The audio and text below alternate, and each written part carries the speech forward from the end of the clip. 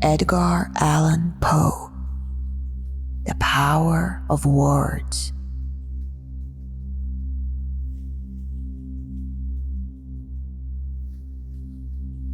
Pardon, Agathos, the weakness of a spirit new-fledged with immortality. You have spoken nothing, my Oinos, for which pardon is to be demanded. Not even here knowledge is a thing of intuition. For wisdom, ask of the angels freely, that it may be given. But in this existence I dreamed that I should be at once cognizant of all things, and thus at once happy in being cognizant of all. Not in knowledge is happiness, but in the acquisition of knowledge. In forever knowing we are forever blessed, but to know all were the curse of a fiend. But does not the Most High know all?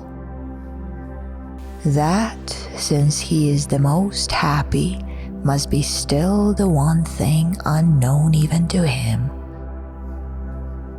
But since we grow hourly in knowledge, must not at last all things be known?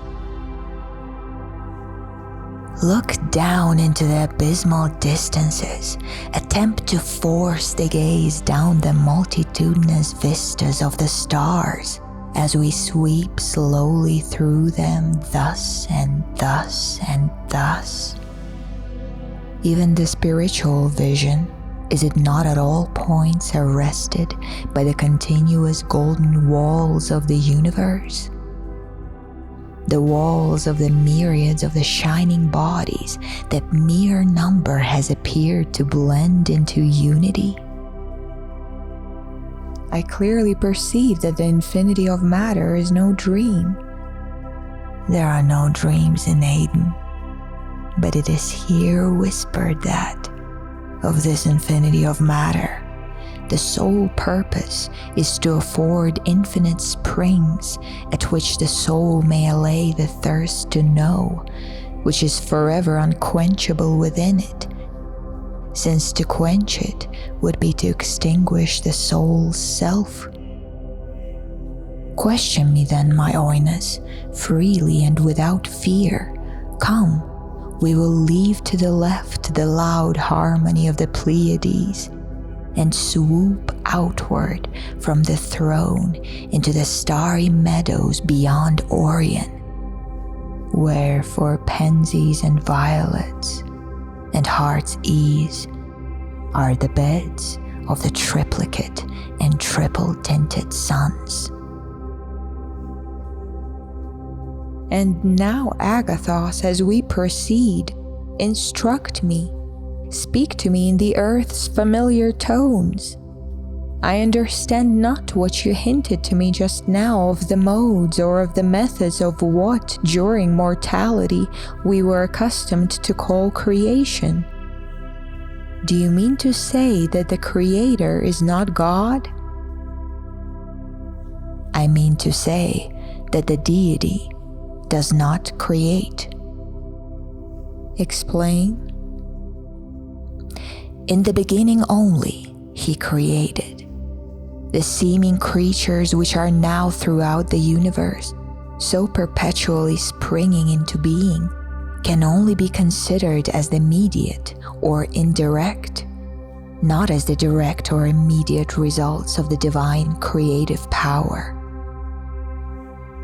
Among men, my Agathos, this idea would be considered heretical in the extreme. Among the angels, my Oinos, it is seen to be simply true. I can comprehend you thus far, that certain operations of what we term nature, or the natural laws, will under certain conditions give rise to that which has all the appearance of creation.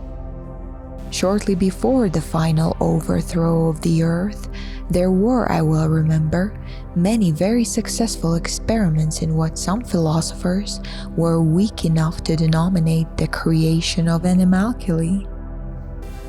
The cases of which you speak were, in fact, instances of the secondary creation, and of the only species of creation which has ever been since the first word spoke into existence the first law. Are not the starry worlds that from the abyss of non-entity burst hourly forth into the heavens, are not these stars, Agathos, the immediate handiwork of the king? Let me endeavor, my Oinos, to lead you step by step to the conception I intend. You are well aware that as no thought can perish, so no act is without infinite result. We moved our hands, for example, when we were dwellers on the earth, and in so doing, we gave vibration to the atmosphere which engirdled it.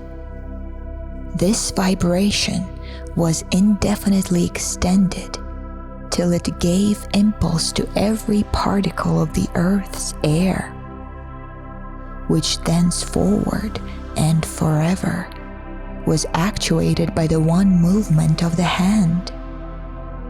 This fact the mathematicians of our globe well knew. They made the special effects, indeed, wrought in the fluid by special impulses, the subject of exact calculation, so that it became easy to determine in what precise period an impulse of given extent would engirdle the orb, and impress forever every atom of the atmosphere circumambient. Retrograding, they found no difficulty from a given effect, under given conditions, in determining the value of the original impulse.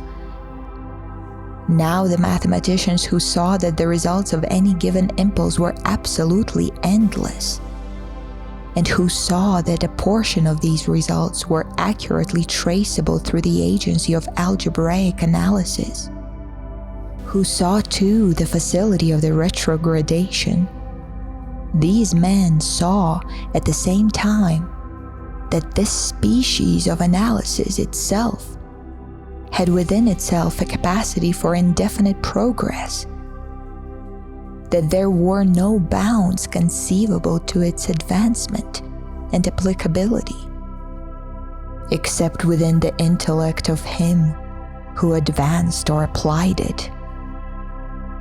But at this point our mathematicians paused. And why, Agathos, should they have proceeded? Because there were some considerations of deep interest beyond.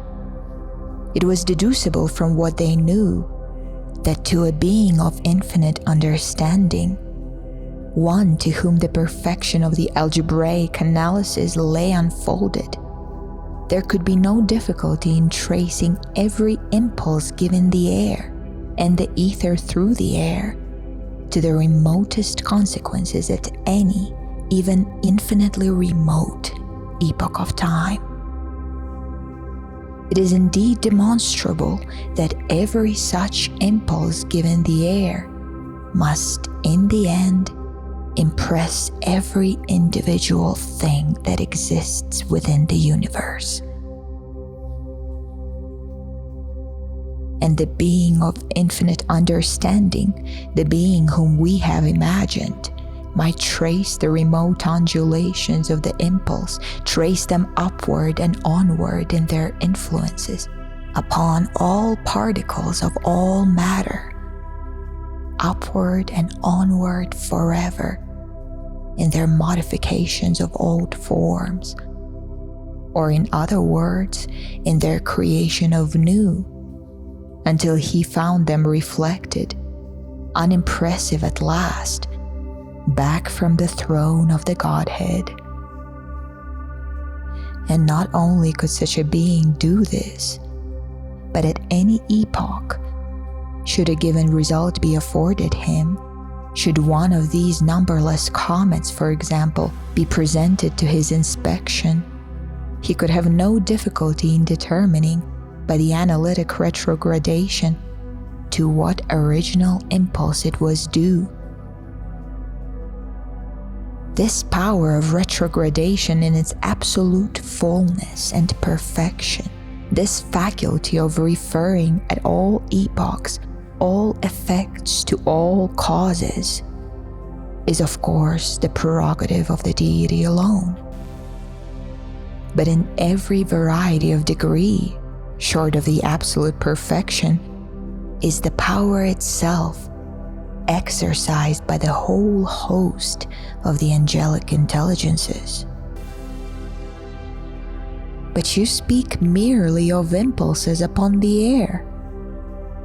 In speaking of the air, I referred only to the earth, but the general proposition has references to impulses upon the ether, which, since it pervades, and alone pervades all space, is thus the great medium of creation.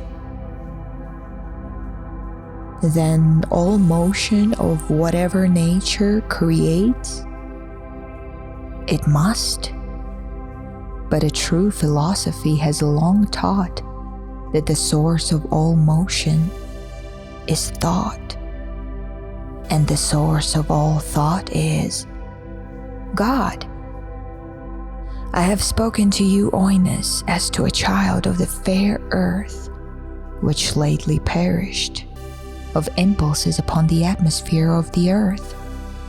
You did, and while I thus spoke, did there not cross your mind some thought of the physical power of words? Is not every word an impulse on the air? But why, Agathos, do you weep? And why, oh why, do your wings droop as we hover above this fair star, which is the greenest and yet the most terrible of all we have encountered in our flight? Its brilliant flowers look like a fairy dream, but its fierce volcanoes like the passions of a turbulent heart. They are, this wild star. It is now 3 centuries since, with clasped hands and with streaming eyes, at the feet of my beloved. I spoke it, with a few passionate sentences, into birth. Its brilliant flowers are the dearest of all unfulfilled dreams, and its raging volcanoes are the passions of the most turbulent and unhallowed of hearts.